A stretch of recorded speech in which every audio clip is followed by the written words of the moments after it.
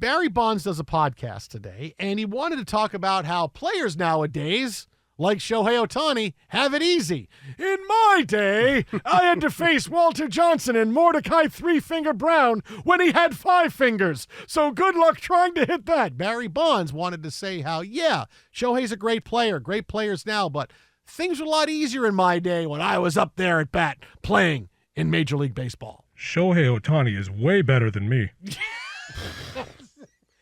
That didn't even sound like Barry Bonds. I like that he went full deep. I didn't. What? Yeah, Barry Bonds has kind of a higher voice. Hey, Barry. Since Barry when Bonds. did we give this guy a voice again? I don't know. What are we doing? I think after 20 years, he's saying, hey, people seem to be forgiven in all walks of life now for Really? bad things they've done. Why can't I come back? And his agent probably said, okay, sure. That's probably what happened. I'm pretty sure the game is easier when you're on steroids. Well, that's the whole thing. Well, let's play the soundbite first, and we get to why it's very very ironic. Barry Bonds is talking about how easy the boy game can is play. for him. There's no question about who he is. The pitching and hitting has been outstanding for what he's done in base running and stuff like that. He's a complete player. I mean, there's no doubt about the type of player he is and what he's accomplished in his career.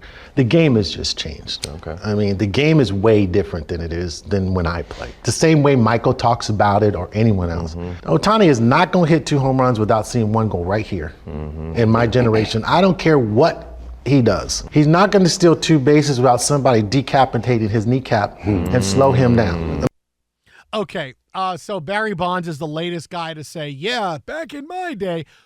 And look, Barry Bonds is right to an extent. Look, Barry Bonds, I think he's like 5th or 6th all time with hit by pitches because he did get thrown at that. That's how it goes. Yeah, he started wearing that body armor. Yeah. Like he looked like he was RoboCop. But let me just say the this. plate. Barry Bonds also has to understand that things are a lot easier for him than they were for Mike Schmidt in the 1970s and the 80s. They're home run hitters there. And Mike Schmidt has to say, boy, it was easier for me than it was for Mickey Mantle and Roger Maris, right? This is how sports goes, right? This is another guy that's been in sports forever, doesn't know how sports work. Charles Barkley, Barry Bonds. Like, yeah, of course things are a little bit easier for you because of things that were open to you now that weren't back then. 24-hour-a-day training and what teams are able to do and what you're able to do to be able to stay in shape all around. You don't come to spring training to get in shape anymore. You're in shape 24/7, right? All these amenities that are offered to players outside. Yeah, that's the way sports goes, right? And it's really ironic that a guy that took PEDs and tested positive for PEDs, he's saying how he's got it easier than I did. Oh, by the way, okay, easier at the plate, who also would crowd the plate, hang over it, wear that big armor around his elbow with the straps that hung down into the strike zone, and they allowed him to do that. So yeah, I'm sorry for a second if Barry Bonds is saying, oh yeah, things are way easier for Ohtani than they were for me. Yes, certain things for Ohtani are. He doesn't have to worry about getting thrown at. That doesn't happen. But other things, boy, you had advantages outside the game. You were able to game the system with your whole, here's where I'm going to stand with this big arm brace. And you were allowed to do things that guys before you didn't do. It's kind of convenient memory now for Barry Bonds just saying this about Shohei Ohtani. So, I mean, come on, man. I mean, I get it. But there's other ways to make your point.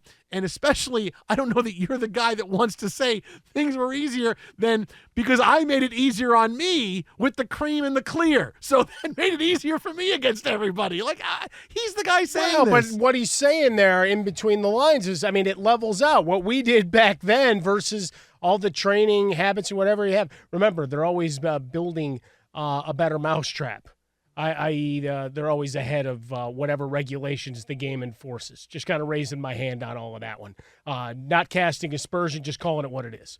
But for the time, and Barry Bonds, you know, we always have that imaginary line of demarcation of, all right, when do we think it all began? Well, I don't know. We arbitrarily decide which guys we liked that there's no way they could have ever done anything during that period when it's been talked about pretty relentlessly going back to Jose Canseco of, that was everywhere. But you talk about what the game is, right? Is it easier or harder when you're deploying all those relief pitchers as a hitter? numbers will bear it out over time. Like, we're in a new era in terms of you're not seeing a starter a second time oftentimes, or a third, right? And how many relievers are you seeing now? Everybody throws 95 and up, right? That didn't happen. Barry Bonds was seeing crafty lefties and guys coming in with big arsenals, but everybody throws 95 now, right? But that's one of the things like he says. He goes, look, I can playing. still hit a 100-mile-an-hour fastball, which I believe, right? A straight dead red fastball? Yeah. Like, and that, I guess, owes to the old style of pitching where it was more of an art form. Am I wrong for saying that? Like, when I look at guys like Maddox, and look, guys still game the system to try to earn the plate. We'll see what happens when the robot umpires take over. How much of that goes out the way, because all the veteran pitchers are all complaining about this coming in, realizing that they probably get some strikes that are a little generous, a couple inches off the black. But to that end, you had all those guys. They weren't all Randy Johnson coming in fireballing, and even Roger Clemens, the arsenal that he had, right? So the art of pitching may be a bit different and was a bit more nuanced back then. But all of that to say, you don't denigrate that guy.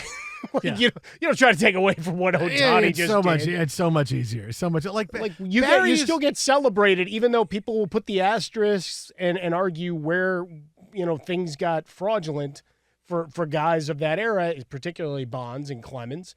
But they still recognize their greatness. Yeah, but being self-aware has never been Barry Bonds' strong point. Well, he had his own never been something. Own wing in the clubhouse, right? I mean, he's never had that part of it. And these are kind of tone-deaf comments where right away most people are going to just say, oh, yeah, another one of those. In my day, everything was this, and it was so difficult because I was facing two pitchers at once, and two balls were coming at me at the same time, and I had to hit one of them or I would strike out. But I think the Savannah Bananas do that. But to go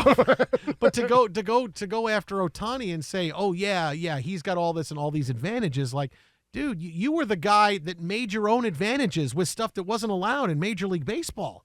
And you're the guy saying that he's got advantages that I didn't have. Well, look, to be fair, Major League Baseball has done a pretty good job through the years of turning a blind eye to the things they don't want to discuss.